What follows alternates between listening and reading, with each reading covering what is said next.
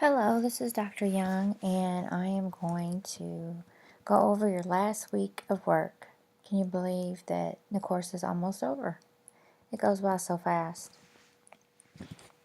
It's over before you know it. Okay, so for this week, we will focus on controlling mechanisms. So for your discussion, you're going to you've got this prompt here, and it's going to ask you about performance and how your organization measures that, what tools are used.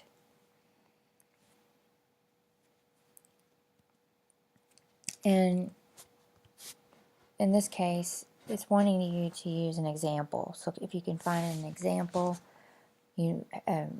personal experience, something you've witnessed at your current employer or a previous one will be fine. And then when you reply to another person's post, I want you to focus on this. So when you're going through and you're reading different examples or different situations, reply to that student, telling them what you would have done in that situation.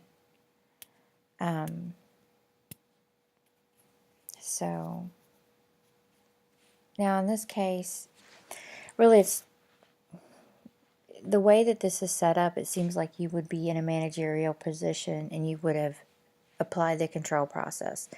If you did not, and you haven't been in that position, but you've witnessed one, a manager and an employee,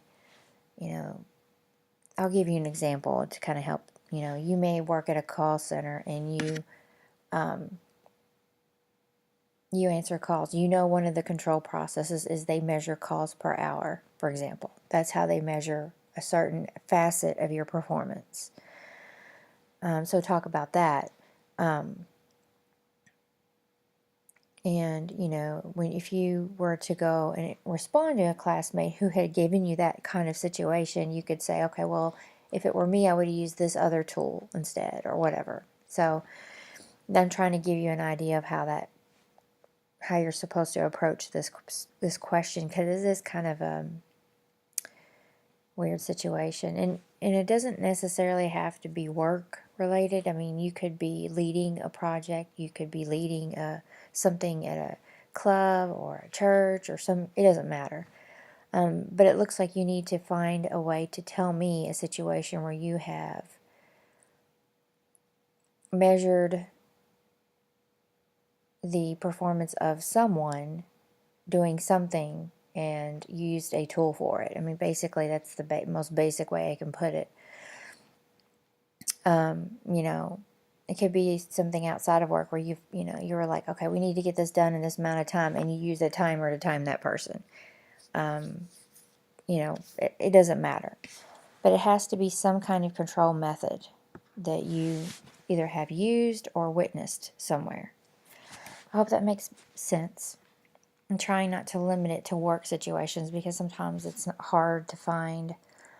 You may have you may not have been in a type of position to measure someone's performance. So I apologize, I have a cold. So okay, quiz, of course, 60 minutes, 20 multiple choice questions is standard. Okay, and your project. Let's see, is that all we have this week? I'm making sure we don't. Yes. So here is the project. You should be this is something you've been working on pretty much all term. And so one paper will be submitted. It's a Word document. Page limit is 10 pages. That does not include the title reference page. Please don't go over that, but by now you probably get the idea. You don't want to hand me a paper that's 5 pages because that's going to get, it's obviously not going to be enough content. I would get as close as possible as I could to this, but not over. That doesn't mean that if you submit an 8-page paper, it's going to get an 80%. It means it depends on the content. Honestly, it's very subjective. Some people are better at getting to the point or making the points that I'm looking for better, easier, more concise, in a more concise manner than others. I mean, that's just, it's very, like I said, subjective. But, so, excuse me. So what I want to see is a background. You're identifying a manager. Give me some background on that manager, company, etc., which you've already kind of started doing that in your week 2 paper. Interview the manager. You have a set of questions, guiding questions for there to help you out. And that ought to help you fill out this paper in detail. Compare and contrast the opinions and perceptions of the manager with the topics discussed in the course. This here should be very developed, and it should take a lot of our concepts from the course. You know, I expect to see several, not just a few, not just 1 or 2. I want to see that developed well. I feel like that's the most important part of the paper.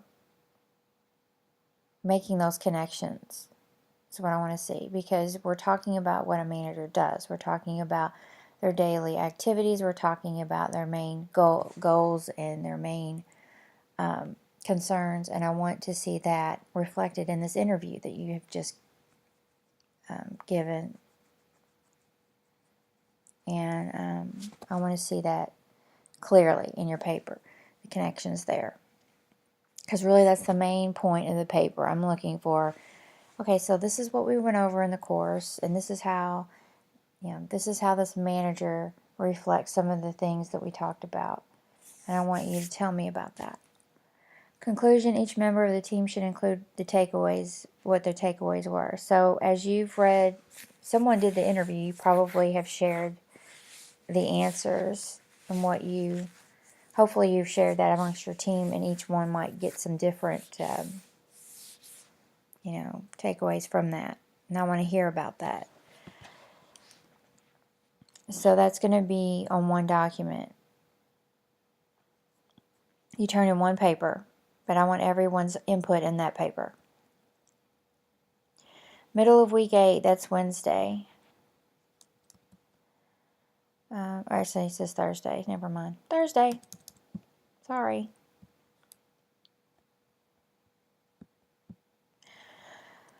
Okay.